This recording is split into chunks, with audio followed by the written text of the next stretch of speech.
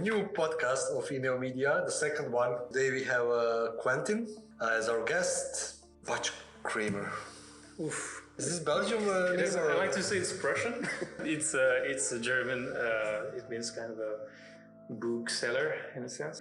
It's a word that wherever you go, it's never going to be pronounced properly. Yeah. It's like Quentin. It's like H is silent, as I always say. Like so, you say Buchkremer. Buchkremer. Okay, Buchkremer. Yeah, I forgive many people, but it's like also Quentin. Like depending, like really, if you work with Spanish, French, English speaker, they always ask me like, "Sorry, how do you pronounce your name?"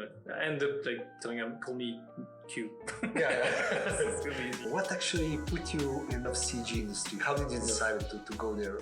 What was your passion? I never thought I was really like drawing into CG. I was kind of doing a bit of CG without knowing I was doing CG. Yeah.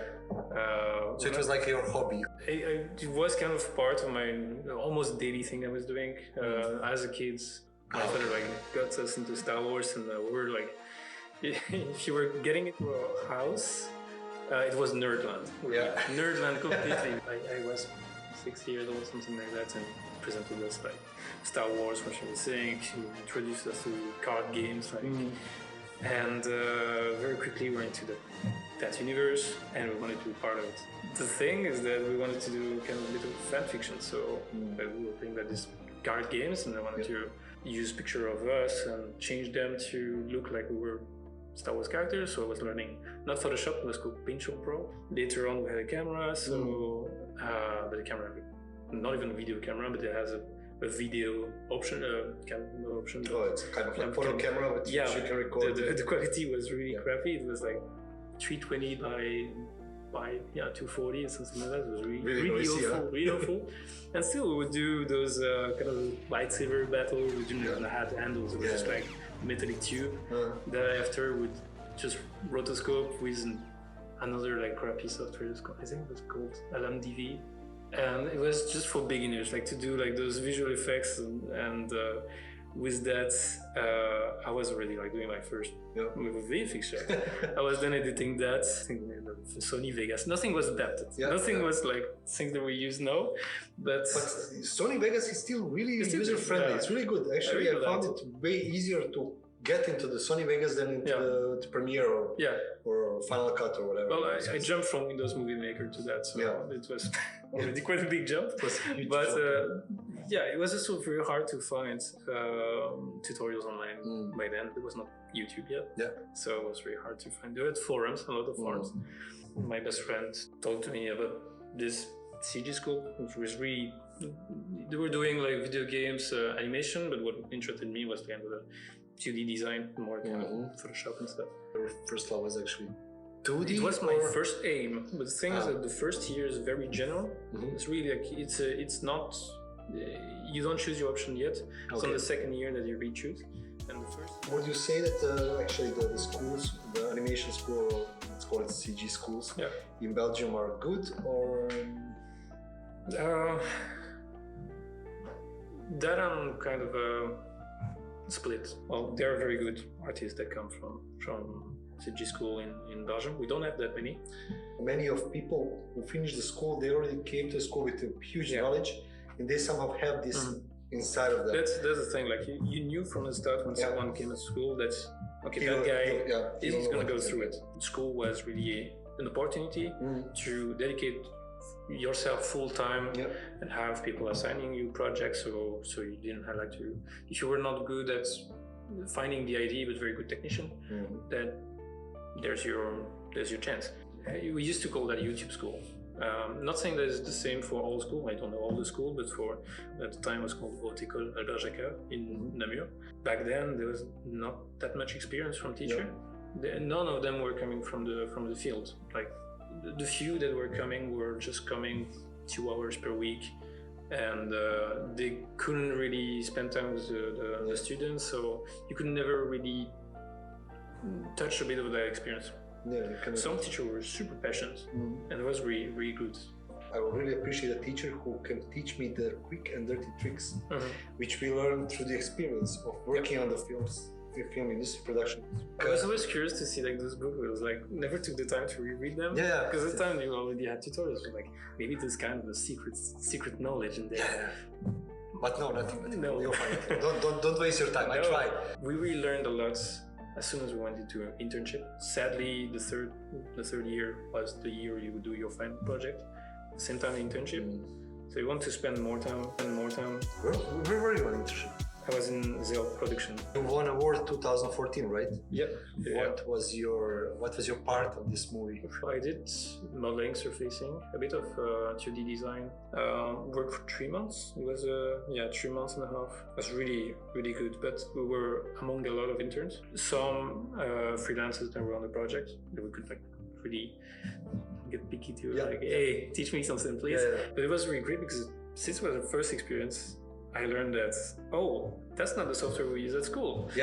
So a third of my internship was about learning the software that we would use later, my whole career, Maya.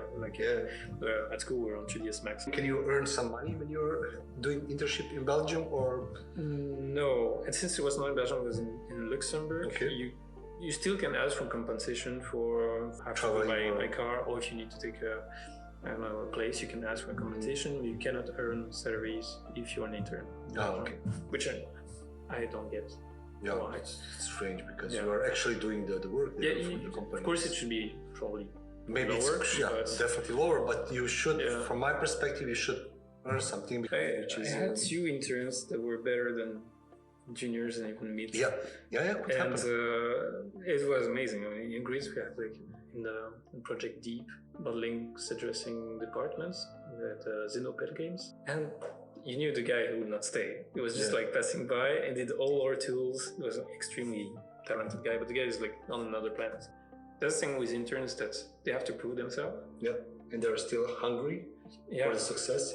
So it's a really valuable asset to have in companies to have to. From all of these projects, which one is the most screwed one? Like I had projects which I was really on the edge to say, okay, this is not for me. I don't want to be in this industry anymore. It's not about the project, it's about the people who are involved in the project and really screw the project and make you suffer just for them to feel better. Did you have those kind of experiences? There's like never because of technical issues. To never have this feeling to really want to give up. I always wondered about like, how is it going to be in 10 years? There was Ugly's project that had in a Greece studio. That was at a time where the company was not doing well. Wait, it's happening in Greece. They start Ugly's, right? Yeah. If you don't have a good communication from the start, good follow-up from the start, and the dedicated people don't focus on those things. If you split people too much, that's what happened there. So I was set supervisor, so props and set supervisor in the studio, and suddenly CG supervisor left the project.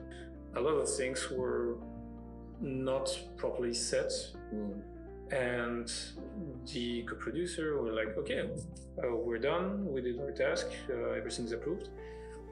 But no, everything was not, it has been approved, but it shouldn't have. We had said that we're like so heavy, try to fix those things. That means like asking them to pay more artists for longer. And it was my first project where I was CG supervisor, and it was the first project I really had to step into production. I felt like I was a lawyer almost. Because you have to prepare all your arguments and even though you know that the person in front of you like has this reason, it's logic, they did their work, I mean, there's a lot of common sense involved in there that was not followed, but so it was really, I wouldn't say stressful, but I mean, it was stressful, but mostly it was kind of painful because it was not what I thought I'd studied for. What will you pull out for the main difference the moment you were artist and the moment you become lead or supervisor or studio manager? So you need to manage people. First, it's no longer just you and your screen. It's not even just you and your department. You need to get to know your artists, you need to follow them. You need to spot their skills, try to feel who's more hungry or not, and also kind of try to light some fires, how you gonna get things rolling for your project, but also make sure that your artists are happy with the work they're doing. And so that's for me one of the main difference. The other difference, like, I like to compare supervisors and seniors. Supervisor could not do the thing that seniors do. Supervisor could explain maybe very well the thing that they need to do, and the senior is just gonna do it. And it's about seeing the bigger picture. When you're more in the Excel sheets, in the numbers, I grew fond of in organization.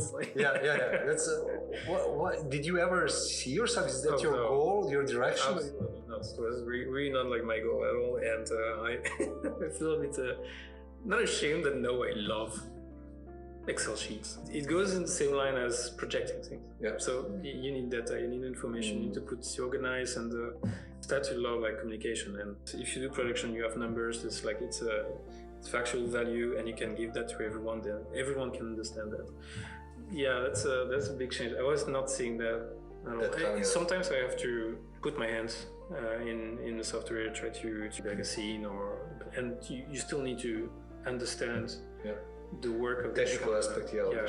You don't need to be an expert, and one of the key factors I see from very good supervisors is that they are humble in the sense that they don't think they know everything. They start by the concept that anyone can teach me something, and I need to listen to everyone. Where can you see yourself in, let's say, 5-10 years? It's really hard to say. I remember putting on LinkedIn before having my first job. My dream is to work on a feature film.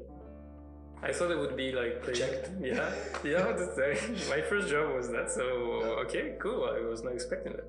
Then after I thought like, oh, maybe I can be CG supervisor in 15 years. I got it there after 6-7 years. I would love to direct my own movie, say.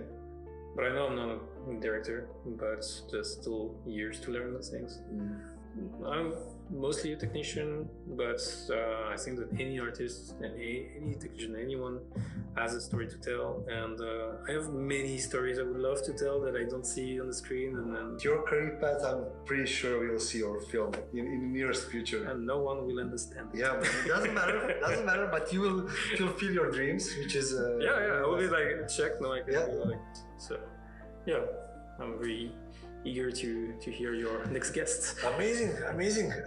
Okay, guys, that was our first ever guest in IneoMedia podcast. It's our one and only Buchkremer.